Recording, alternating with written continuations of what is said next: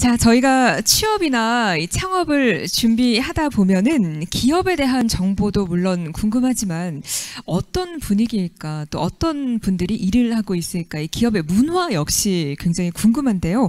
연사님들이 소개해 주신 내용들 덕분에 다른 곳에서는 쉽게 알지 못했던 이 기업 문화까지 얻어가는 것 같습니다. 고맙습니다. 성공 취업을 위해서 어떤 계획을 짜고 또 전략을 짜고 접근하면 좋을지 인사 담당자의 시선에서 살펴보고 있는데요. 자, 이번에는 SK 바이오사이언스 탤런트 매니지먼트 이은정 팀장님께서 이어서 강연 수고해 주시겠습니다. 여러분 환영해 주시기 바랍니다. 네, 안녕하세요. SK 바이오사이언스 탤런트 매니지먼트 팀장 이은정입니다. 네, 이렇게 만나뵙게 돼서 반갑습니다. 네. 오늘 제가 준비한 자료는 크게 두 가지입니다. 저희 회사에 대한 소개와 그리고 저희 회사의 채용 프로세스, 그리고 여기 앞에 이제 취업 전략 팁이라고 적혀 있는데 제가 생각하는 몇 가지 팁을 들고 왔습니다. SK 바이오사이언스는 많은 분들이 이제 잘 알고 계시겠지만 백신 전문 기업입니다. 본사는 지금 판교에 있고요. 그래서 판교에는 R&D 센터가 있습니다. 그리고 뭐 S 부문이라고 하는 경영지원 부문이 여기에서 근무를 하고 있고요. 전체적으로 석박사 이상의 구성원들이 70% 이상으로 전 세계적인 수준의 인력을 보유하고 있다고 보실 수 있겠습니다. 저희 생산 공장은 안동에 있습니다. 안동 공장의 이름이 L하우스인데요. 저희 안동 공장은 GMP라는 승인을 획득했습니다. GMP가 뭐냐면 Good Manufacturing Practice라고 이 공장에서 만든 제품은 믿을만하다라는 인증인데요. 작년에 EU GMP라고 해서 국내 최초로 백신 제품에 대한 EU GMP를 획득한 바가 있습니다. SK 바이오사이언스라는 이름이 탄생한 지는 이제 한 3년 정도밖에 되지 않았어요. 저희는 SK 케미칼이라는 회사의 하나의 비즈니스 부문으로 소속되어 있다가 2018년도에 이제 바이오사이언스로 새로 분사를 했는데요. 저희 백신 사업이 만들어진 것은 처음에 2001년 동신제약을 인수하면서부터입니다. 인수한 이후에 R&D 센터를 설립하고 당시에 저희가 생산할 수 있는 제품이 없었음에도 불구하고 백신 생산 공장을 먼저 준공하게 됩니다. 그러면서 우리의 생산 능력을 가지고 해외하고 함께 비즈니스를 하게 됐는데요. 저희의 공장에 대한 수준을 믿어주셔서 빌 게이츠 멜린다 재단이나 사노피 파스테르랑 여러 가지 공동 개발 계약을 체결하고 그 빌 게이츠 멜린다 재단으로부터 재원을 지원받기도 했습니다. 그런 과정을 거쳐서 2016년에 세계 최초 사가 세포 배양 독감 백신을 만들어서 생산을 하게 됐습니다. 여러분들 가끔 독감 맞으시잖아요. 이제 매년 독감 맞으시는데 기존의 독감 백신은 유정란에서 추출한 제품으로 만들었습니다. 그래서 계란 하나에 이제 백신 바이알이라고 하는 백신 하나가 나오게 됩니다. 그런데 이제 조류 독감이나 이런 것들이 생기게 되면 백신을 생산할 수 있는 유정란이 공급이 부족하게 됨으로 인해서 백신의 공급에 어려움을 겪게 되고요. 그리고 백신을 생산하는 기간 자체도 굉장히 유정란으로부터 추출하게 되면 생산 기간이 깁니다. 근데 저희는 세포 배양 백신을 만들어내면서 세계 최초로 이 제품들을 선보였고요. 네. 그리고 2018년도에 더 크게 그리고 더 집중해서 백신 사업을 진행하고자 SK 케미칼로부터 분사하여 SK 바이오사이언스를 설립하게 됩니다. 그 이후에 2020년 많은 분들이 아시는 것처럼 코로나 백신에 대해서 이제 저희가 생산을 하고 있고 아스트라제네카의 위탁 생산, 그리고 올해 노바백스와의 라이센스 인 계약을 시작을 하고 올해 3월 달에 코스피 상장을 하면서 전문 기업으로 도듬하고 있습니다. 앞에서 제가 여러 회사들 말씀드렸는데 다 아시는 것처럼 아스트라제네카의 제품을 저희 코비드-19 백신 생산하고 있고요. 노바백스로부터 저희의 생산 기술력을 인정받아서 라이센스인, 즉 저희가 이제 제품을 실제로 개발해서 생산할 수 있는 기술 협력을 했습니다. 그 외에도 사노피 파스테르, 그리고 빌 게이츠 멜린다 재단 이런 곳들과 함께 여러 가지 제품들을 개발하고 있습니다. 이 페이지는 이제 저희 홈페이지에 나와 있는 그 백신 파이프라인입니다. 앞에 이렇게 체크가 되어 있는 부분은 저희 자체 개발된 백신으로서 특허를 보유하고 있고요. 그리고 아래 옆에 좀 보시면 여러 군데의 이제 글로벌 재단 또는 보건복지부나 질병관리청과 함께 백신을 만들고 임상을 진행을 하고 있고 여러 가지 제품이 현재 출시된 바 있습니다. 저희 회사의 미션과 비전입니다. 그 바이오 사이언스를 만들면서 저희가 이제 우리는 왜 일을 하는가, 우리는 무엇 때문에 존재하는가 이런 거를 이제 많이 고민을 했었는데요. 우리는 인류의 건강을 증진시키기 위해 존재하는 사람들 그리고 존재하는 회사이고 우리의 인류의 건강을 증진시킨다는 것은 백신을 통한 예방부터 백신을 통한 치료까지 전 영역에 걸쳐서 해결하겠다는 그런 큰 꿈을 가지고 있습니다. 그래서 우리 회사는 글로벌 이노베이터 오브 백신 테크놀로지라는 비전을 가지고 여러 가지 백신 기술을 높이기 위해서 다양한 연구 개발을 하고 있고요. 저희 회사의 인재상은 따뜻한 프로페셔널입니다. 좀 재밌다고 느끼실 수도 있는데 프로페셔널이 되면 당연한 거고 그 앞에 인성적으로 좀 남도 배려하고 함께 일하고 우리의 미션 자체가 인류의 건강을 증진시키는 그런 어떤 사명감을 가지고 있기 때문에 따뜻함이라는 가치를 가진 그런 프로페셔널들과 일을 하겠다는 인재상을 가지고 그러한 인재에 맞는 사람들을 채용하고 있습니다. 네, SK 바이오사이언스 구성원들의 숫자입니다. 2021년 6월 네이버를 검색하면 이제 그 종업원 수가 나오는데요. 6월 기준으로 1,002명, 현재 기준으로는 1,030명 수준의 인력을 보유하고 있습니다. 이게 뭐 앞에 포스코가 숫자가 너무 커가지고 많은 숫자인가 하실 텐데 작년에 저희의 구성원 수가 이제 480명 정도로 굉장히 작았어요. 그리고 사실 아시는 것처럼 이제 비즈니스 한 사업 부문에 있다가 분사를 하고 준비를 하면서 480명이라는 회사에서 지금 이제 코로나 백신을 생산하고 또 우리가 자체 개발해서 임상 3상까지 진행을 하면서 인원수가 급격하게 증가를 했습니다. 그 작년과 올해에 이렇게 비교해 보면 뭐 사실 많은 기업들이 인재를 채용하지 않아서 채용에 어려움이 있다 이렇게 얘기를 하시잖아요. 이제 구직하시는 분들도. 근데 비즈니스 전체적으로 제약 바이오 산업은 작년 대비해서 채용의 규모가 굉장히 많이 늘었고 그 중에 2위, 그러니까 그 전년 비해서 이제 인원 규모가 확대된 회사가 제약 바이오 부문에서 2위를 차지한 회사가 저희 바이오 사이언스입니다. 네. 그 옆에 이제 33.0 이 숫자가 있는데 잠깐 생각을 해봐 주시겠어요? 무슨 숫자일까?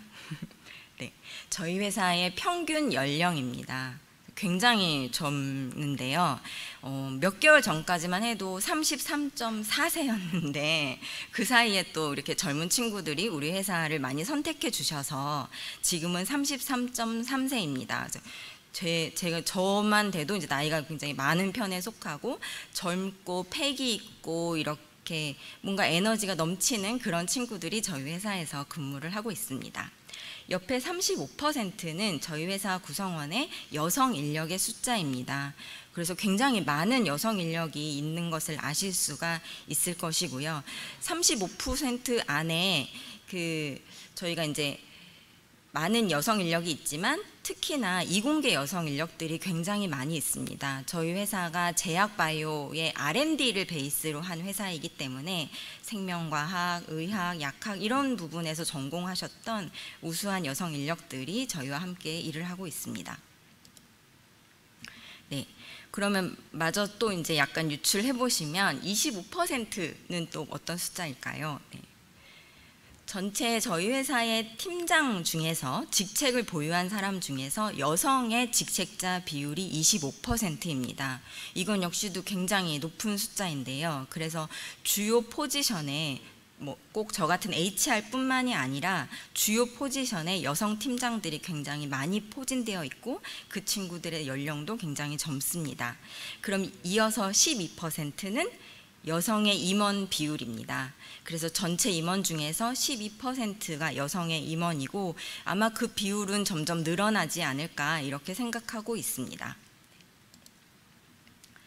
아울러서 이공계를 전공한 사람들의 숫자를 제가 이제 어젯밤에 조금 봤는데요. 저희 회사에서 함께 일하고 있는 친구들은 주로 생명공학, 의학, 약학, 화학공학, 생물학 이런 것들을 전공을 했습니다.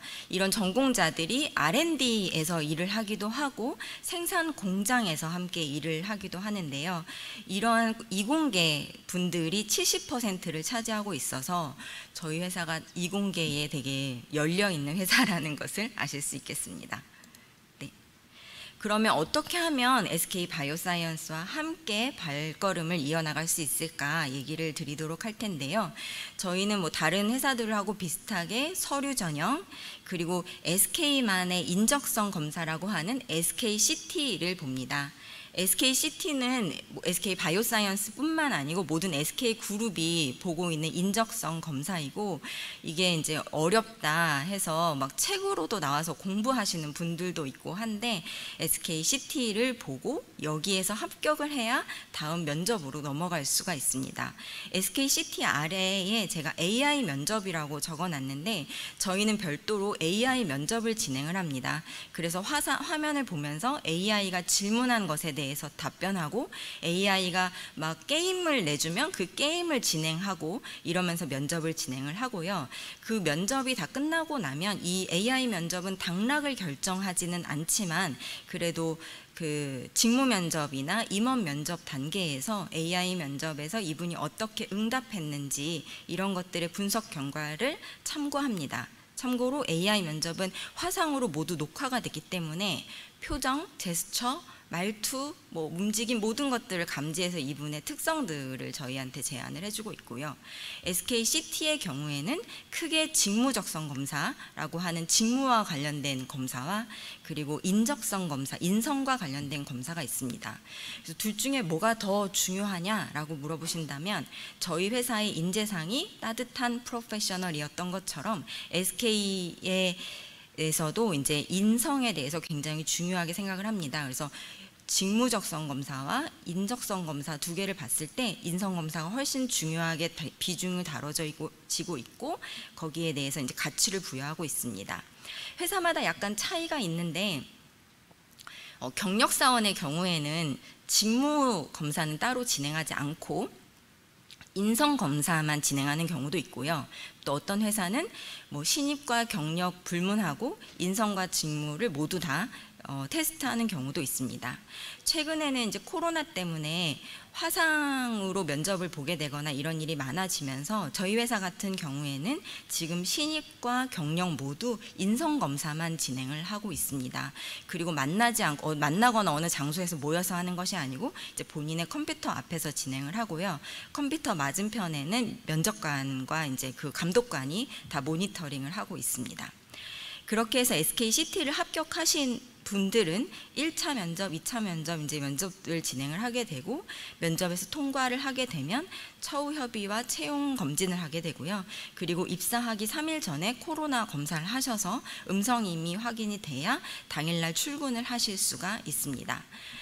지금 네이버나 뭐 이런 다음에 SK 바이오사이언스 채용이라고 한번 쳐주시겠어요?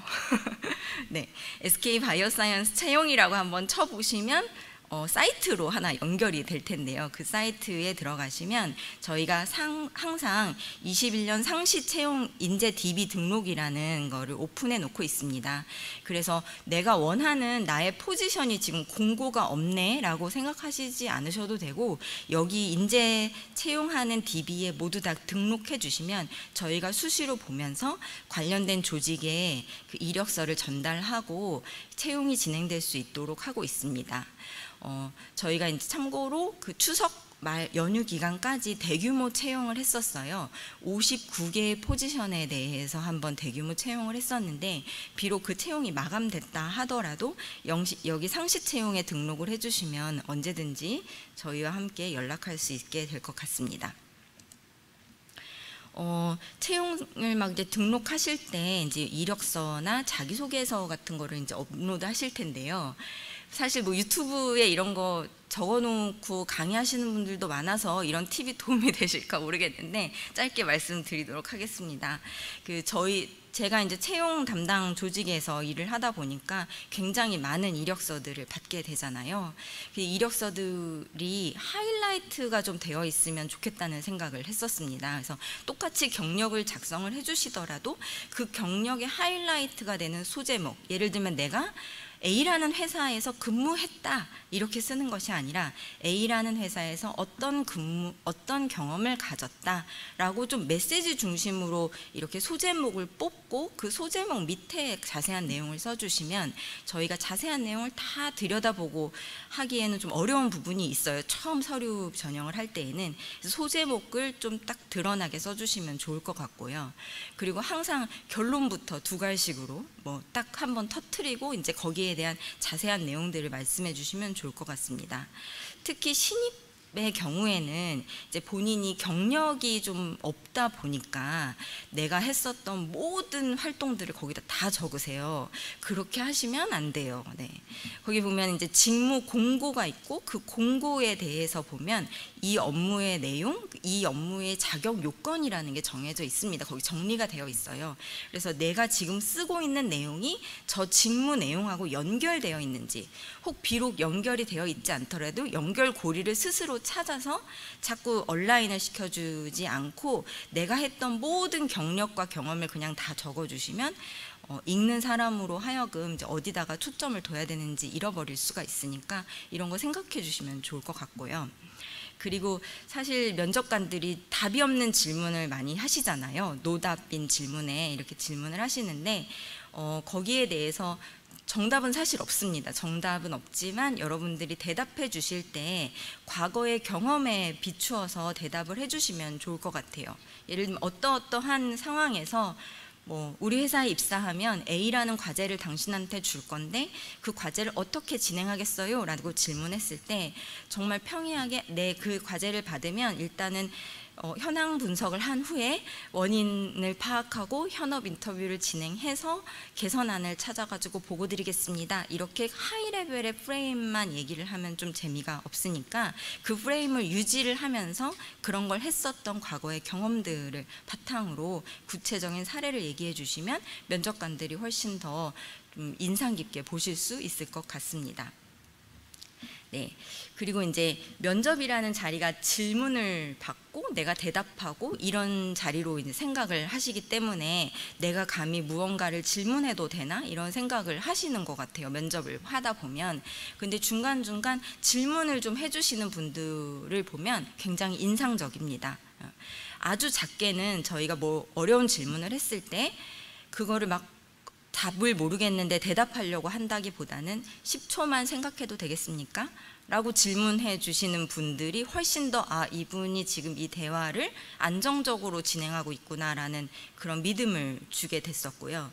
그리고 뭐 마지막으로 회사 뭐 하고 싶은 얘기 있습니까? 그러면 마지막으로 저를 뭐 제가 SK 바이오사이언스에 입사하면 뭐 어떤 인재가 돼서 막 이런 평이한 이야기보다는 회사에 대한 공부를 기반으로 최근에 코로나 바이러스 임상 3상을 진행을 했는데 그것이 이제 임상 성공을 하게 되면 어느 나라에 공급되는 겁니까? 이런 식의 구체적으로 회사에 대한 본인의 스터디를 기반으로 질문을 하는 것이 훨씬 좋을 것 같고요. 예를 들면 질문을 제가 3가지 정도 준비를 했는데 면접을 대답하는 과정에서 이미 질문이 해소되는 경우가 있어요. 그러면 뭐 하실 말씀 있습니까? 라고 했을 때 없습니다. 이렇게 끝내기보다는 제가 3가지 질문을 생각했었는데 오늘 면접 과정에서 그것이 해소되어서 더 이상 질문 드릴 것이 없습니다. 라고 이야기해 주신다면 뭔가 준비가 됐구나 이런 생각이 들 수 있을 것 같습니다. 네, 이게 마지막 팁인데요. 요즘에 이제 저희가 진짜 전원 화상 면접을 진행을 하고 있습니다. 그래서 화상 면접 저 너무 얼굴 들이댔나요 지금? 엄청 얼굴을 들이대고 이렇게 하게 되면 그 사람이 잘 안 보이고 그 사람의 모공이 보이거나 네, 너무 가까이 들이대지 않아도 좋을 것 같고요. 그리고 이제 좀 그 원룸에 사는 친구들 있잖아요. 원룸에 사는 친구들 뒤에 빨래나 이런 거 걸려 있지 않는지 한 번씩 봐주시면 좋을 것 같고, 그리고 본인이 어떤 여건이 안 돼서 집에서 면접을 진행하게 될 때 상을 놓고 면접을 진행하시는 분이 있어요. 그러면 이제 데스크가 나의 위치보다 낮기 때문에 이렇게 화면이 저 아래서 저를 쳐다보게 되거든요. 그러면은 뭐 콧구멍이 다 보인다거나 얼굴이 엄청 크게 보인다거나 이렇게 인상이 별로 좋지 않기 때문에, 그런 내가 어떻게 상대방에게 비춰질지 카메라 위치도 잘 조정하고 거리도 조정하시면 좋을 것 같고, 그리고 여성분들이 이제 이런 경우가 많이 있는데, 우리가 이렇게 이야기하면 고개도 엄청 끄덕끄덕하고 상대방의 이야기를 듣고 있다는 이제 피드백을 하잖아요. 우리 여성분들의 특성이기도 한데, 그래서 이게 우리가 만나서 대화할 때는 네, 이렇게 말을 해도 상대방한테 이게 말이 씹히지가 않아요. 근데 화상회의에서는 중간에 누가 말을 탁 치고 들어오면 면접관의 질문이 들리지가 않거든요.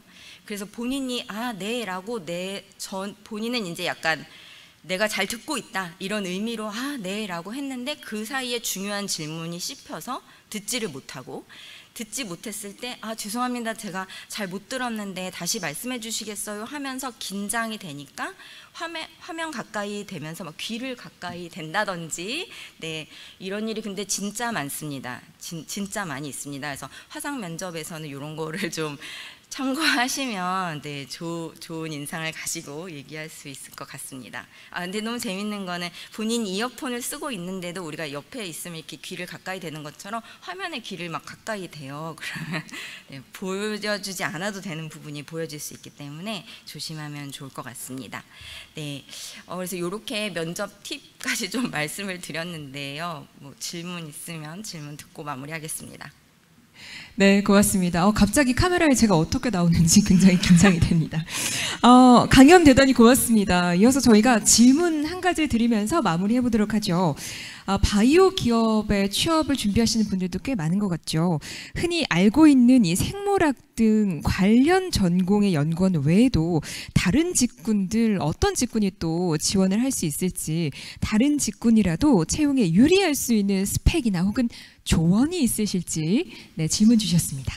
네, 저희가 이제 아까 뭐 바이오 생명공학이나 의학이나 이런 부분의 출신들이 많은 것은 사실입니다. 비즈니스 모델이 그렇기 때문에 어쩔 수가 없어요. IT 회사 경우에는 이제 전기전자공학과 이런 분들이 많은 것처럼 그건 어쩔 수 없는데, 모든 회사는 경영지원본부라고 해서 그 외에도 경영학, 그다음에 법학, 인문계열 이런 걸 전공하신 분들이 많이 있습니다. 그래서 그 나머지 한 30%에 해당하는 분들은 다른 여러 전공 분야를 가지고 함께 일을 하고 있고, 그래서 지금 저희 회사에서도 S 부문이라고 하는 경영지원 부문, 즉 재무, 전략, 인사, 법무, 홍보 이런 데서 많은 분들을 채용을 하고 있으니까 이런 쪽에 이제 본인의 그 레주메를 업데이트 해주시면 좋을 것 같고요. 그리고 꼭 그 바이오 부문이 아닌 곳에 취업을 할 때 어떤 특별한 전략이 있냐? 사실 그렇지는 않습니다. 내 경력이 회사가 필요하로 하는 것과 온라인이 잘 되어 있다면 내가 그 분야에서 특별히 어떻게 하지 않아도 내 경력과 회사에 필요한 역량이 만나서 서로 그 회사만 사람을 고용하는 것이 아니거든요. 사람도 회사를 선택하잖아요. 그래서 둘이 서로 이렇게 잘 맞춰보고 진행을 하면 될 것 같아서 특별히 그런 쪽에 어떤 팁이라고 말씀드릴 건 없을 것 같습니다. 지금 앞에 말씀드린 게 전부일 것 같습니다. 네, 고맙습니다. 작은 것이 때로는 큰 것을 좀 결정할 때가 있는 것 같죠. 말씀해 주신 대로 작지만 아주 사소한 팁들이 여러분의 성공 취업을 좀 돕지 않을까 하는 생각도 듭니다. 자, 이렇게 저희 강연 마무리하도록 하겠습니다. 고맙습니다.